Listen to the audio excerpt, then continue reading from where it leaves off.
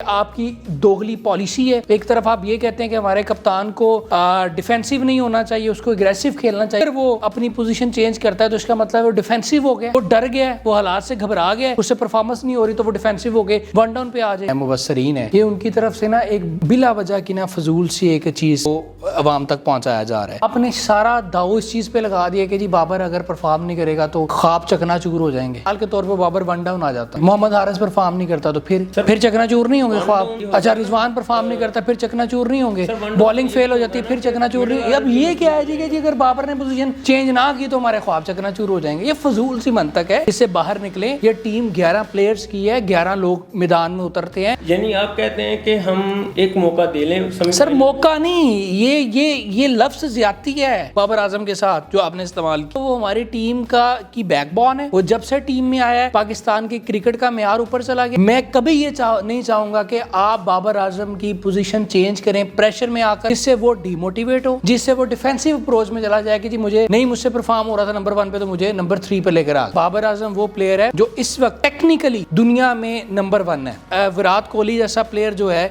वो कहता है कि जी अगर वर्ल्ड क्रिकेट में कोई क्रिकेटर ऐसा है जिसको खेलते हुए मुझे मजा आता है देखकर तो वो बाबर आजम है। इस प्रिंसिपल को सेट करना है ना कि जी श्रीलंका टीम नामीबिया से हार गई थी तो पाकिस्तान से क्यों हारी है। तो फिर जब एशिया कप का फाइनल जीती थी ना, एशिया की जितनी टीमें थी ना उनको क्रिकेट छोड़ देनी चाहिए, उनको चुल्लू भर पानी में डूब मर जाना चाहिए था कि देखें जी श्रीलंका जो है वो एशिया कप जीत गई और श्रीलंका वो टीम है जो कि क्वालिफाई करना इसने वर्ल्ड कप में, ठीक है, वो इतनी थर्ड क्लास टीम है और एशिया के वो चैंपियन बन गए। अस्सलाम वालेकुम नाज़रीन, मैं हूं शाहिद फारूक और आप देख रहे हैं आरपी प्रोडक्शन।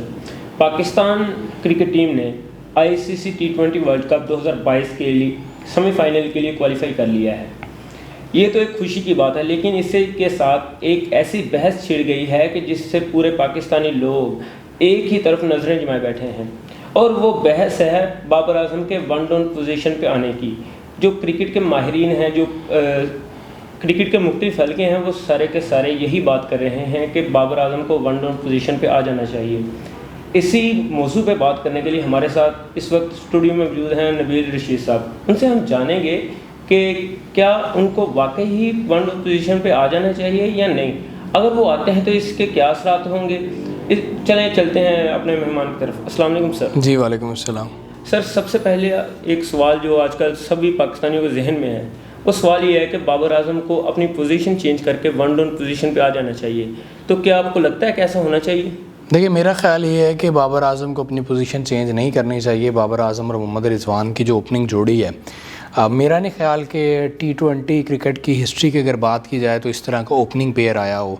तो अगर पाकिस्तान को इस तरह का ओपनिंग पेयर मैसर आया कि जो पूरी दुनिया में जिसकी मिसाल नहीं है तो उसको डिस्टर्ब नहीं करना चाहिए। बुनियादी तौर पे अब वजह यह है कि क्यों सब लोग या एक नैरेटिव बिल्ड किया जा रहा है कि ओपनिंग पेयर तब्दील होना चाहिए। उसकी वजह यह है कि बाबर आजम परफॉर्म नहीं कर पाए कुछ मैचेस में। तो देखें जितने भी बड़े प्लेयर हैं, वर्ल्ड क्लास प्लेयर हैं, उनकी फॉर्म इन आउट होती रहती है। कभी अच्छा परफॉर्म करते हैं, कभी कुछ सीरीज़ जो है बुरी लग चली जाती हैं। तो इसका मतलब ये नहीं होता कि आप उसको पोजीशन उसकी चेंज कर दें, उसको डिग्रेड कर दें, उसको डीमोटिवेट कर दें। और मेरे लिए जो सबसे अहम बात है वो ये है कि लोगों की नज़र में ये है कि जी बाबर आजम की पोजीशन को तब्दील कर दिया जाए, उसको वन डाउन कर दिया जाए। लाइक शाहिद अफरीदी साहब ने कहा कि जनाब उसको वन डाउन कर दें और हारिस को ओपन करें रिजवान के साथ। तो मेरे नज़दीक मसला ये नहीं है कि हम उसकी पोजीशन चेंज करें और हम अच्छे रिज़ल्ट प्रोड्यूस कर लें। मेरे नज़दीक मसला ये है कि उसकी पोजीशन चेंज करके हम बाबर आजम को जो डिमोटिवेट करेंगे वो सबसे ख़तरनाक चीज़ है पाकिस्तान क्रिकेट के लिए, ठीक है। और दूसरी बात देखें, हम बात करते हैं कि हमें अग्रेसिव अप्रोच के साथ जाना चाहिए, हमें डिफेंसिव नहीं होना चाहिए। जितने साबिक क्रिकेटर्स हैं जो कि इस वक्त ये मशवरे दे रहे हैं कि बाबर आजम को पोजीशन चेंज कर लेनी चाहिए, क्यों कर लेनी चाहिए जी? वो परफॉर्म नहीं कर पा रहा। इसका मतलब ये है कि आपकी दोगली पॉलिसी है। एक तरफ आप ये कहते हैं कि हमारे कप्तान को डिफेंसिव नहीं होना चाहिए, उसको एग्रेसिव खेलना चाहिए, एग्रेसिव फैसले करने चाहिए। तो अब अगर वो अपनी पोजीशन चेंज करता है तो इसका मतलब वो डिफेंसिव हो गया, वो डर गया, वो हालात से घबरा गया, उससे परफॉर्मेंस नहीं हो रही तो वो डिफेंसिव हो गए, वन डाउन पे आ जाए और अपनी ओपनिंग जो है चेंज पेयर कर दे। बताते हैं वर्ल्ड कप के वो ये बताते हैं कि पहले 4 मैचेस में 3.5 की एवरेज के साथ बाबर आजम देखिए खेले हैं। मेरी बात सुने, ये जो आपका सवाल है ना कि वो तो मैं आपको पहले ही ये बता रहा हूँ कि बड़े बड़े प्लेयर्स जो हैं वो आउट ऑफ फॉर्म चले जाते हैं। विराट कोहली जो हैं वो इस वक्त दुनिया के बेहतरीन बल्लेबाज हैं, तो वो भी आप रिसेंटली जो है वो बहुत आउट ऑफ फॉर्म रहे। अभी फिर उन्होंने इस वर्ल्ड कप में कितना अच्छा परफॉर्म किया है। अब बाबर आजम ये है कि वो कुछ टाइम से, कुछ 2-3 इवेंट्स से जो है वो आउट ऑफ फॉर्म है, लेकिन उन्होंने कोशिश की इंग्लैंड के ख़िलाफ़ कि वो कम बैक करें और उन्हें एक सेंचुरी भी स्कोर की और एक मैच में बड़ा ही ज़बरदस्त ओपनिंग पेयर भी चला। तो अब फिर वो स्ट्रगल कर रहे हैं थोड़ी सी, तो मेरा नहीं ख्याल कि इसका कोई मसला है। पहले हालात मुख्तलिफ थे, पहले चांस था पाकिस्तान के पास, नॉकआउट मैचेस नहीं थे, लेकिन अब सेमीफाइनल और फाइनल है, यानी नॉकआउट मैच है। अगर कोई भी गलती हुई तो पाकिस्तानी टीम टूर्नामेंट से बाहर हो जाएगी। जो ख्वाब है पूरे पाकिस्तानी कौम के, वो चकनाचूर हो देखें ये बात बताऊँ क्या है, ये ना एक बड़ी फजूल पंतक है, ठीक है। ये हमारे जो क्रिकेटर हैं ना साबिक, या जो तबसरीन है, मुबसरीन है, ये उनकी तरफ से ना एक बिला वजह की ना फजूल सी एक चीज़ को आवाम तक पहुंचाया जा रहा है, जो आपने मुझे सवाल किया। देखें अब आपने सारा दाव इस चीज़ पे लगा दिया कि जी बाबर अगर परफॉर्म नहीं करेगा तो ख्वाब चकनाचूर हो जाएंगे। अच्छा लाइक मिसाल के तौर पे बाबर 1 डाउन आ जाता है, ठीक है, मोहम्मद हारिस परफॉर्म नहीं करता तो फिर चकनाचूर नहीं होंगे ख्वाब। अच्छा रिजवान परफॉर्म नहीं करता फिर चकनाचूर नहीं होंगे, बॉलिंग फेल हो जाती है फिर चकनाचूर नहीं। अब ये क्या है जी कि जी अगर बाबर ने पोजीशन चेंज ना की तो हमारे ख्वाब चकनाचूर हो जाएंगे। ये फजूल सी मंतक है, इससे बाहर निकलें। ये टीम 11 प्लेयर्स की है, 11 लोग मैदान में उतरते हैं, 11 लोग खेलते हैं, हर किसी की जिम्मेदारी होती है कि वो खेले। कभी कोई अच्छा परफॉर्म कर लेता है, कभी कोई नहीं परफॉर्म करता। बाबर आजम हमारी टीम की बैकबोन है, वो एक अरसे से जब से टीम में आया उस वक्त से परफॉर्म कर रहा है, तो अगर अभी वो थोड़ी सी स्ट्रगल करना शुरू हो गया तो इसमें क्या मसला है? यानी आप कहते हैं कि हम एक मौका दे लें? सर मौका नहीं, ये लफ्ज़ ज़्यादती है बाबर आजम के साथ जो आपने इस्तेमाल किया कि जी बाबर आजम को मौका दे दें। सर ये ज़्यादती है उसके साथ। मैं आपको ये कह रहा हूँ कि एक तो वो हमारी टीम की बैकबोन है, वो जब से टीम में आया है पाकिस्तान की क्रिकेट का मेयार ऊपर चला गया। एक बात, दूसरी बात, मैं कभी ये नहीं चाहूँगा कि आप बाबर आजम की पोजीशन चेंज करें, प्रेशर में आकर मैनेजमेंट करे या मीडिया के प्रेशर से आकर उसकी पोजीशन चेंज की जाए, जिससे वो डीमोटिवेट हो, जिससे वो डिफेंसिव अप्रोच में चला जाए कि जी मुझसे परफॉर्म हो रहा था नंबर 1 पे तो मुझे नंबर 3 पे लेकर आ गए। तो इसलिए ये सवाल ही पैदा नहीं होता और ये लफ्ज़ तो इस्तेमाल करना ही नहीं चाहिए कि बाबर आजम को मौका दिया जाए। सर बाबर आजम वो प्लेयर है जो इस वक्त टेक्निकली दुनिया में नंबर 1 है, उसकी टेक्निक्स जो हैं उसका कोई मुतबादल नहीं है, ठीक है। विराट कोहली जैसा प्लेयर जो है वो कहता है कि जी अगर वर्ल्ड क्रिकेट में कोई क्रिकेटर ऐसा है जिसको खेलते हुए मुझे मज़ा आता है देखकर तो वो बाबर आजम है, उसकी क्लास ये है। सर एक तो प्रेशर होगा सेमीफाइनल का, ऊपर से परफॉर्म ना करने का प्रेशर भी होगा बाबर आजम पे, और एक है कप्तानी का। इस 2022 में बाबर आजम की कप्तानी में पाकिस्तान की परफॉर्मेंस अच्छी नहीं रही। तो मुझे तो ये समझ मुझे ये भी एक ही मैच देखें, ये जो बात आपने की है ना कि जी पाकिस्तान की परफॉर्मेंस जो है वो अच्छी नहीं रही बाबर आजम की कप्तानी में, ये भी ना एक वो 2022 में मेरी बात सुने, मैं 2022 में भी आता हूँ, ये भी किताबी बात है, ठीक है। ये भी एक नैरेटिव दिया जा रहा है एक बंदे को ज़ाया करने के लिए, ठीक है। आप जब ये बात मुझसे कर रहे हैं कि पाकिस्तान की परफॉर्मेंस अच्छी नहीं रही बाबर आजम की कप्तानी में 2022 में, आपने रिसेंटली एशिया कप खेला है जी, बिल्कुल। एशिया कप में पाकिस्तान टीम फाइनल में गई है, फाइनल उन्होंने श्रीलंका के साथ खेला है। इंडिया जैसी टीम जो है वो आउट हुई है और पाकिस्तान फाइनल में गया है, तो वो किसकी कप्तानी थी? वो शाहिद अफरीदी की कप्तानी थोड़ी थी सर। इंडिया से सर देखें ये बात नहीं होती, आपने कंक्लूड करना, और सर छोड़ें, आप कंक्लूड करना होता है अपनी चीज़ को, ठीक है। आपने कंक्लूड करना होता है कि आपका इवेंट जो है किस स्टेज पे किस लेवल पे ख़त्म हुआ है, ठीक है। ये मैटर नहीं करता कि आप एक मैच ग्रुप का हार गए, 2 हार गए, आपने ये देखना है कि एशिया कप में पाकिस्तान ने एंड किस लेवल पर किया। पाकिस्तान ने फाइनल खेला, इसी पाकिस्तान ने ओ यार ये छोड़ हार गई थी। यार ये अब ये देखें, ये बड़ी अजीब सी बात है, ठीक है। अगर आपने इस चीज़ को इस प्रिंसिपल को सेट करना है ना कि जी श्रीलंका टीम नामीबिया से हार गई थी तो पाकिस्तान से क्यों हारी है, तो फिर जब एशिया कप का फाइनल जीती थी ना, एशिया की जितनी टीमें थी ना उनको क्रिकेट छोड़ देनी चाहिए थी, उनको चुल्लू भर पानी में डूब मर जाना चाहिए था कि देखें जी श्रीलंका जो है वो एशिया कप जीत गई और श्रीलंका वो टीम है जो कि क्वालिफाई करना इसने वर्ल्ड कप में, ठीक है, वो इतनी थर्ड क्लास टीम है और एशिया के वो चैंपियन बन गए। इसलिए असूली तौर पे आपके पॉइंट ऑफ व्यू के मुताबिक पाकिस्तान को, इंडिया को, अफगानिस्तान को, बांग्लादेश को चाहिए था क्रिकेट छोड़ देते या चुल्लू पर पानी में डूब मरते जितने प्लेयर्स थे, अगर आपने ये प्रिंसिपल सेट करना है। हमने देखा है कि 2021 के वर्ल्ड कप में पाकिस्तान की फील्डिंग अच्छी नहीं रही। हमने लास्ट पे सेमीफाइनल में हम पहुंचे, एक कैच ड्रॉप किया और उसके बाद हमें 3 हिट हो गए, पाकिस्तान मैच हार गया। तो क्या इस तरह का प्रेशर होगा इस मैच में भी आपको नज़र आ रहा है? सर जी देखें, ऐसा नहीं होता कि प्रेशर हर मैच का प्रेशर होता है, ठीक है, बड़ा आसान होता है जो बंदा बाहर बैठा होता। अब देखें, आप कभी इमेजिन करें जब लास्ट ओवर चल रहा होता है, ठीक है, पाकिस्तान का मैच फंसा हुआ होता है, आपकी हार्ट बीट तेज़ होती है, होती है तेज़। सर मुझे ये बताएं, जो बंदा मैदान में मौजूद है, जो फेस कर रहा है बॉल को, या जो बॉलिंग करवा रहा है, या जो लोग फील्डिंग करवा रहे हैं, 60-70 हज़ार का क्राउड है, ठीक है, वो नारेबाजी कर रहा है, ठीक है, कितना प्रेशर होता होगा। दिल इस तरह करता है।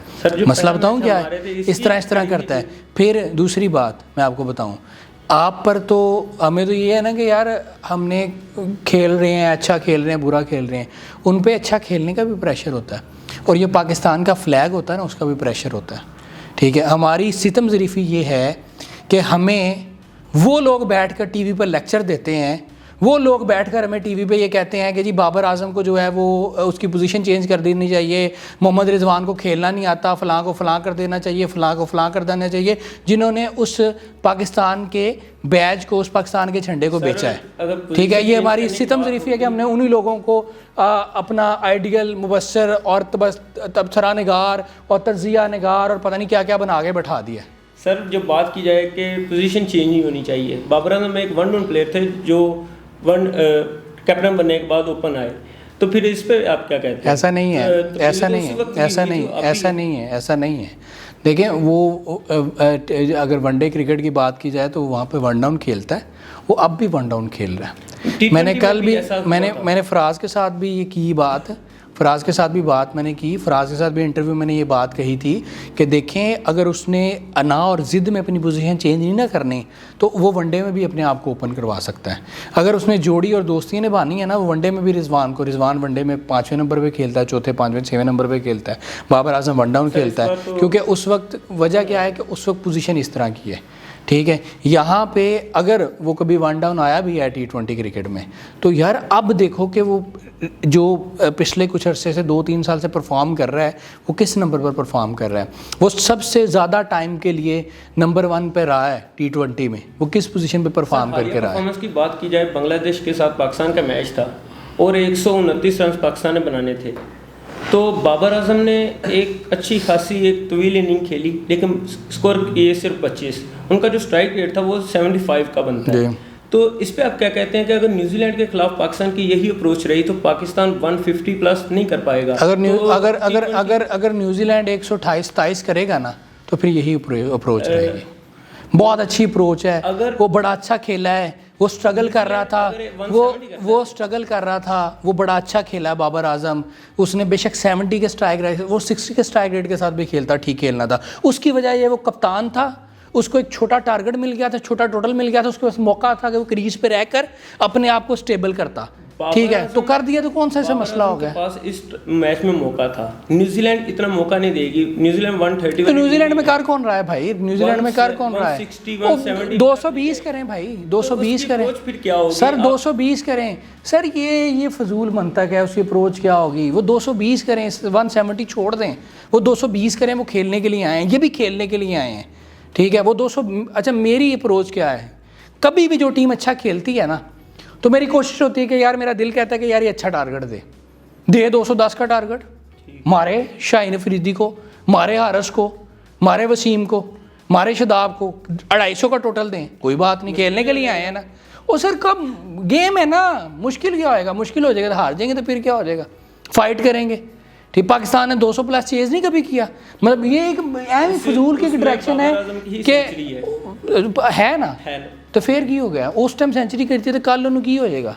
लेकिन हालिया परफॉर्मेंसेस ऐसा नहीं बता रही कि सर ऐसा नहीं होता। हालिया परफॉर्मेंसेस मैंने उसका पहले ही आपको जवाब दे दिया है कि कभी बंदा आउट ऑफ फॉर्म हो जाता है। मुझे दुनिया को ऐसा प्लेयर बताएं जो आउट ऑफ फॉर्म नहीं हुआ। ये तो सवाल ही नहीं बनता, क्योंकि हर प्लेयर का एक टाइम आता है। तो फिर सवाल ही नहीं बनता, फिर ये बहस ही नहीं, फिर तो ये बहस ही नहीं बनती अगर आप खुद ही कहते हैं कि ये सवाल ही पैदा नहीं होता। मैं कह रहा हूँ कि सेमीफाइनल एक नॉकआउट मैच है, इसमें हमारे पास मौका और भाई पहले भी नॉकआउट था, छोड़ दे नॉकआउट क्या है। एक चीज़ को वो एग्जैजरेट करते हैं, प्रेशर नॉकआउट ही था बांग्लादेश के खिलाफ। क्या एक्सरसाइज पे आउट नहीं किया नॉकआउट में। पाकिस्तानी टीम ने जो एवरेज स्कोर बनाया है इस टूर्नामेंट में वो 36 है पावर प्ले में जी। तो पाकिस्तान को अब क्या करना चाहिए? मेरा नहीं ख्याल कि 36 ज़्यादा बनाया पावर प्ले में। पावर प्ले में एवरेज जो बनी है ना वो इतनी बनी है। अच्छा, जो पाकिस्तान की अब अप्रोच होनी चाहिए वो क्या होनी चाहिए पावर प्ले में? क्योंकि पावर प्ले आपको पता है कि एक मोमेंटम सेट करने। देखिए मेरी बात सुने, ये बेसिकली ना बुनियादी तौर पे सिचुएशन के मुताबिक खेलना होता है। आपने इस तरह कह देना कि इतना स्कोर बनना चाहिए, मैक्सिमम बनाना चाहिए स्कोर, मैक्सिमम अच्छे तरीके के साथ खेलना चाहिए। अब डिपेंड ये करता है कि आपने किस पोजीशन पर किस टारगेट को चेज़ करना है। आप बांग्लादेश के मैच की बात कर रहे हैं ना, अगर पावर प्ले में मोहम्मद रिजवान और अपना बाबर आजम आउट हो जाते ना तो फिर मैं आपको देखता। ये कह देना बड़ा आसान होता है यार, ये आउट ही हो जाते, उन्होंने इतनी बॉल्स बीट की हैं, अगलों को तो मौका मिलता ना। ठीक, मैं फिर देखता। आप कहना बड़ा आसान होता है मेरे भाई, ठीक है। मेरी बात सुने, बाबर आजम और मोहम्मद रिजवान लास्ट मैच में सर उन्होंने पावर प्ले खेला, आउट नहीं हुए। कितने ओवर में जाके पहली विकेट उड़ी है? बाबर आजम कितने ओवर में आउट हुआ है? 12-13 ओवर था पीछे है। बहरहाल गुजर गए ना, 10 ओवर गुजर गए थे ना, ठीक है, नहीं था आउट हुआ, 10 ओवर के बाद आउट हुआ है, ठीक है। तो उन्होंने 10 ओवर में बेशक 55 किया है, कर लिया था ना 55, आगे 7 की एवरेज थी ना, पूरी टीम पड़ी थी, कोई प्रेशर नहीं था। अगर यही दूसरे ओवर में दोनों आउट हो जाते ना, फिर मैं देखता है मैच किस तरह ये फिनिश करते हैं। हमने वो भी परफॉर्मेंस देखी है कि जब 10 विकेटों से हमने इंडिया को हराया था दुबई क्रिकेट ग्राउंड में, तो उस वक्त बाबर और रिजवान के बल्ले पे हर बॉल आता था। लेकिन इस वक्त बाबर थोड़ा अंडर प्रेशर लग रहे हैं, ऐसा लग रहा है कि वो थोड़े से अंडर प्रेशर हैं। सर कोई अंडर प्रेशर नहीं है, कोई अंडर प्रेशर नहीं है। वो मैं आपको पहले भी ये बात कर रहा हूँ कि आउट ऑफ फॉर्म बंदा हो जाता है, ठीक है, उसको सपोर्ट करना चाहिए। वो वर्ल्ड क्लास प्लेयर है, कोई वो नहीं है। उसने पाकिस्तान को बड़े मैचेस जितवाए हैं, पाकिस्तान की क्रिकेट को बुलंद किया है। उसने इंडिया के ख़िलाफ़ 200 प्लस चेस किया है विदाउट विकेट, ठीक है। उसने पाकिस्तान की तरफ से 2 सेंचुरीज़ की हैं T20 में। वो T20 का लंबे अरसे तक नंबर 1 पर आया, अभी नंबर 4 पर है। तो ऐसा कोई मसला नहीं है, वो आउट ऑफ फॉर्म है, उस चीज़ को इतना हवा ना बनाया जाए, ठीक है। मैंने आपको एक बड़ी इंपॉर्टेंट बात करने लगा, मैंने पहले ही बताई है, मैं दोबारा करूँगा कि देखें मेरे नज़दीक ये जितने लोग ये कह रहे हैं कि बाबर आजम पोजीशन चेंज करे, ये सारे वो लोग हैं जो कहते हैं टीम को अग्रेसिव खेलना चाहिए, डिफेंसिव नहीं होना चाहिए, कप्तान को डिफेंसिव नहीं होना चाहिए। अगर बाबर आजम अपनी पोजीशन चेंज करता है तो ये एक डिफेंसिव फैसला होगा, ठीक है। और उसका सबसे बड़ा नुकसान ये है जो मुझे नज़र आता है कि बाबर आजम को डिग्रेड नहीं करना चाहिए। और अगर बाबर से प्रेशर में इस तरह करवाया जाएगा वो डीमोटिवेट होगा, उससे पाकिस्तान का नुकसान है, पाकिस्तान क्रिकेट का नुकसान है। जी, तो नबील रशीद साहब का नुक्ता हमारे सामने आ गया। उन्होंने कहा कि बाबर आजम को अपनी पोजीशन चेंज करनी नहीं चाहिए, क्योंकि 1.5 साल से जो इनका एक सिलसिला है, एक पार्टनरशिप इनकी आ रही है बाबर आजम और रिजवान की, इससे एक मोमेंटम सेट है। अगर फैसला चेंज करते हैं तो एक डिफेंसिव किस्म का मामला होगा, एक बैकफुट पे आने वाला मामला होगा, जिससे क्या होगा अगर दूसरा फ़र्ज़ करें हारस को ओपन करवाई जाती है तो वो भी परफॉर्म नहीं कर पाते तो क्या होगा? ये एक बहुत बड़ा सवाल है। इसी के साथ हम अपने इस प्रोग्राम का इख्तिताम करते हैं। हमें दीजिए इजाज़त। अल्लाह आपका हामी नासिर।